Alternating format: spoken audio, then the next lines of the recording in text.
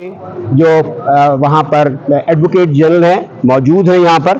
और जो 7 तारीख को केपीके हाउस सील किया गया था उसकी बाबत एक पिटीशन की, उसमें मैं वकील था और इश्तियाक साहब मौजूद हैं, ये भी एज पिटिशनर उसमें, क्योंकि ये ILF के प्रेसिडेंट हैं। इस तरह शुएब शहीन साहब है, दीगर दोस्त मौजूद हैं।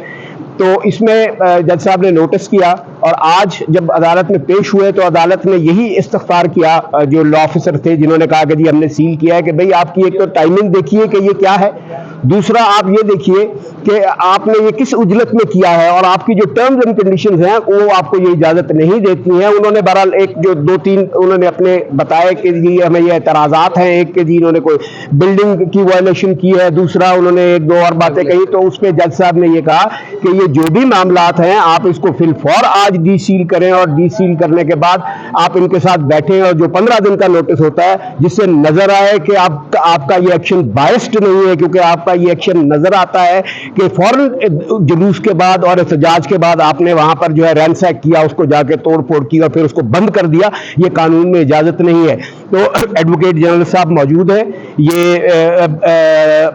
3 दिन से इधर इसी जो एक कर्ब था केपीके में, जो एक तकलीफ थी कि वो विफाक का हिस्सा है, तो विफाक के हिस्से को इस तरीके से डिस्क्रिमिनेट करना और इनका यहाँ होना, इनकी प्रेजेंस बताती है कि ये कितना बड़ा मामला है, कितना ग्रेव मामला है कि आप एक सूबे को डिस्क्रिमिनेट करके उसको छोटा सूबा समझते हुए उसकी जायदाद पे जाके कब्जा कर लें। तो मैं एक तो कोर्ट की कर्टिसी का शुक्रिया अदा करूंगा कि उन्होंने इस गैर कानूनी चीज को गैर कानूनी डिक्लेयर किया और अब ये एडवोकेट जनरल साहब आपसे मुखातिब होंगे और ये आपसे अब इस मामले में गुफ्तगू करेंगे।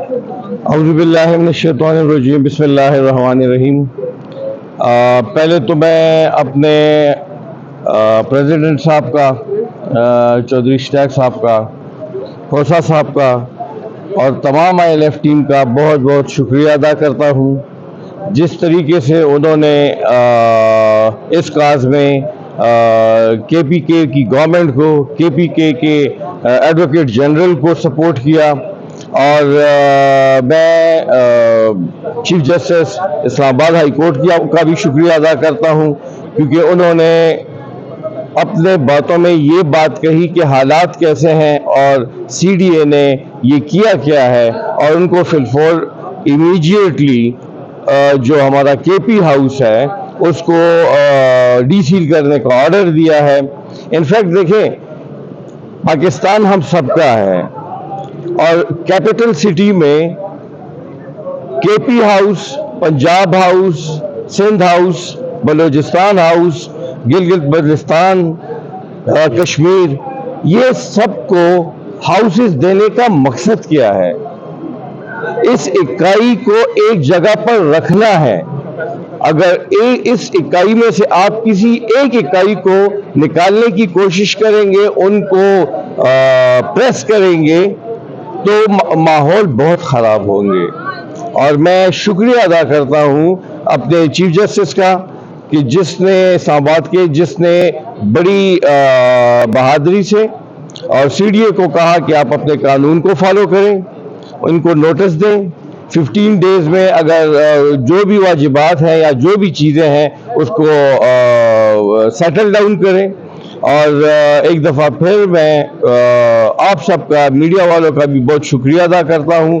और मैं समझूंगा कि ये कदम जो है ये अपने ही फेडरेशन को बचाने के लिए एक सबसे बड़ा कदम है, जिसमें हमारी ILF की टीम ने एक बहुत कलीदी रोल अदा किया है। मैं अब अपने, आप भी कुछ बोल दें। सर बिस्मिल्लाहिर्रहमानिर्रहीम। अभी मेरे advocate general KPK Shah Faisal साहब आपसे मुखातिब थे। बहुत खूबसूरत बात कही उन्होंने कि इस फेडरेटिंग यूनिट में से किसी एक इकाई के साथ डिस्क्रिमिनेटिंग एटीट्यूड ऑप्ट किया जाएगा तो फिर ये मुल्क की बर्बादी का बायस बनेगा। जिस तरह से CDA ने KP हाउस को प्रोटेस्ट के बाद तलाशियां ली, जिस तरह से पुलिस ने वहां पे लोगों के साथ जुल्म और बर्बरियत किया, जिस तरह से वहां कमरे और बाथरूम तोड़े गए, पूरा पाकिस्तान जो मुहिब्बे वतन पाकिस्तानी है वो इसकी मजम्मत करता है। दूसरा, जो एक सबसे अहम मसला इस वक्त चल रहा है कि हमारा मुल्क इस वक्त आग की लपेट में है। बैरूनी और अंदरूनी जिस तरह से इसको नुकसान ये फार्म 47 की हुकूमत की मौजूदगी में पहुंचाया जा रहा है, वो किसी से ढका छुपा नहीं है। बॉर्डर्स पे,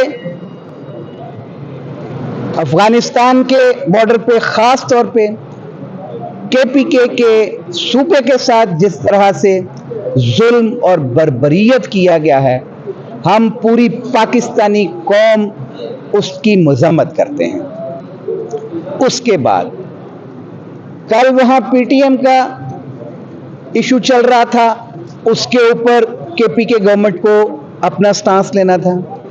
वहां पे लॉ एंड ऑर्डर की सिचुएशन जिस तरह से खराब है, आज वजीर दाखिला से मैं पूछता हूं कि अगर ये तुम्हारे हुक्म पे केपी हाउस सील ना हुआ होता तो आज तुम यहां केपी हाउस में मीटिंग कर रहे होते। आप अपने जुल्म का जवाब, बदला तुम्हें खुद ही उठाना पड़ेगा।